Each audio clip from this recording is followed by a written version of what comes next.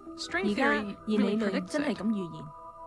To be taken seriously, 如果要爭取 string 正視， theorists had to 現理論 explain 家 how 必 the 須解釋呢 bizarre 個咁荒 prediction 誕嘅 could 預 be 言 true. 點有可能屬 And 實？ they claim that the far 佢 out 哋力證 idea 更 of 多維 extra 空間 dimensions 未必係天馬 may be 行空， more down to 可能 Earth 比你所 than 想 you 嘅 think. 實在好多。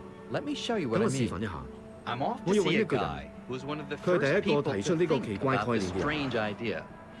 我約咗佢4點鐘喺佢屋企見，地址係第5大道同93街交界嘅2樓。我要準時赴約，就需要4項資料：3維空間各需要1項邊條街、邊條大道同埋幾多樓。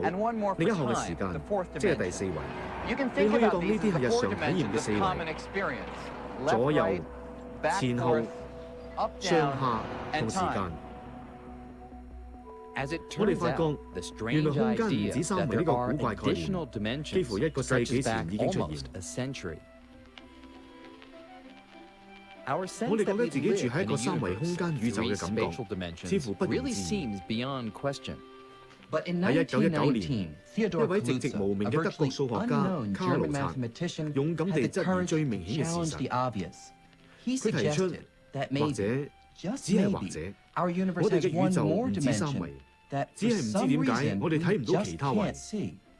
佢呢度係咁講，我欣賞你嘅想法。咁點解佢仲要等呢？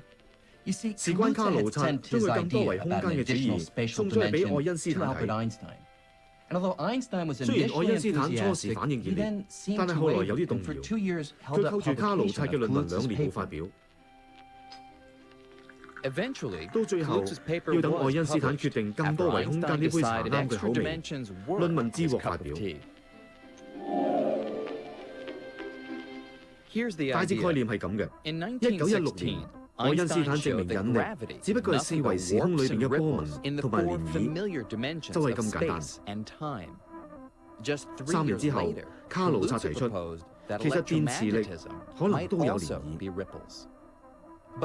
如果係真嘅話，卡魯策就要揾住地方俾電磁化漣漪。於是卡魯策提出有3維以外隱藏空間呢個主張。如果佢冇講錯，咁呢個額外嘅維喺邊呢？仲有呢個額外嘅維係點嘅咧？有冇可能想像得到？瑞典物理學家克萊恩以卡魯策嘅研究做基礎，提出一個異常嘅答案。睇下外面吊住交通燈嘅電纜，由於佢距離咁遠，我睇唔到任何厚度，每一條都只係條線，即係只有1維空間。但係假設我哋可以好貼近咁探查其中一條纜，貼近到好似螞蟻嘅角度一樣，咁樣我哋就馬上睇得到包住電纜嘅第2維空間。由螞蟻嘅角度，佢可以沿電纜上下移，亦可以順時針或者逆時針方向移動。所以維其實可以分為2種，佢哋可以長而平，就好似電纜嘅長度咁；但係佢哋亦都可以小而彎，就好似包圍住電纜嘅弧度咁。卡魯策同克萊恩提出嘅狂想，話我哋嘅宇宙可能有啲似電纜嘅表面，既有大而舒張嘅維，即係我哋熟知嘅3維。亦有細而彎曲嘅維，好細好細，比一粒原子仲要細幾10億倍，根本冇可能睇到。所以我哋自以為住喺一個3維空間宇宙內嘅呢個想法，或者係謬誤。我哋住嘅宇宙其實可能唔止眼見嘅3維空間咁小。呢啲額外嘅維係點樣嘅咧？卡魯策同克萊恩提出，如果我哋可以縮細幾10億倍，我哋可以發現喺空間每一點都有一個細小而彎曲嘅維。個情況就好似螞蟻可以探索包住交通燈電纜嘅弧面一樣。理論上，一隻細幾10億倍嘅螞蟻應該亦都可以探索呢個微細而彎曲嘅維。呢個聲稱我哋四周有多一維空間嘅說法，就係弦理論嘅核心概念。事實上，弦理論嘅數學要求嘅唔止多一維，而係多6維空間，糾纏交錯成為複雜嘅形狀，或者有啲似呢個咁樣。如果弦理論正確，我哋就要承認外面其實有更多維空間，我就覺得好震撼。如果接受套理論，咁我個結論係有3維以外空間，佢哋係自然嘅一部分。當我哋提到額外嘅維，其實係指3維以外空間，同我哋眼見自己周圍嘅空間一樣。兩者唯一嘅分別，只係形狀唔同。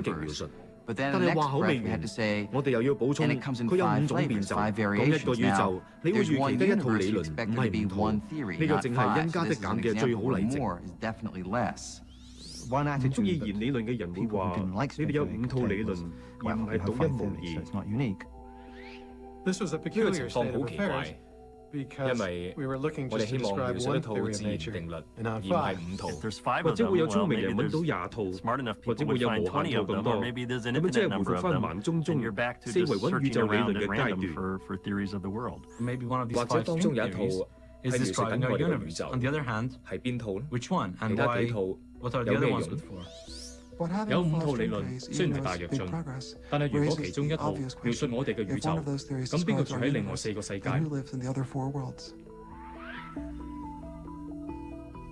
？String theory seemed to be losing steam once again. And frustrated by a lack of progress, many physicists abandoned the field. Will string theory prove to be a theory of everything? Or will it unravel into a theory of nothing?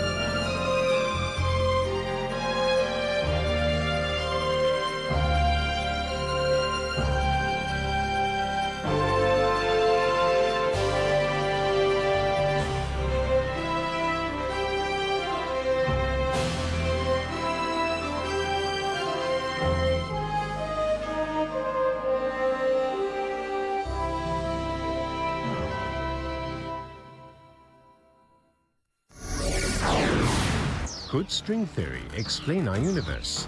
But competing ideas confuse the issue. How could this unified theory of everything come in 5 different flavors? The answer could be stranger than science fiction. The Elegant Universe, the last episode. Next Tuesday.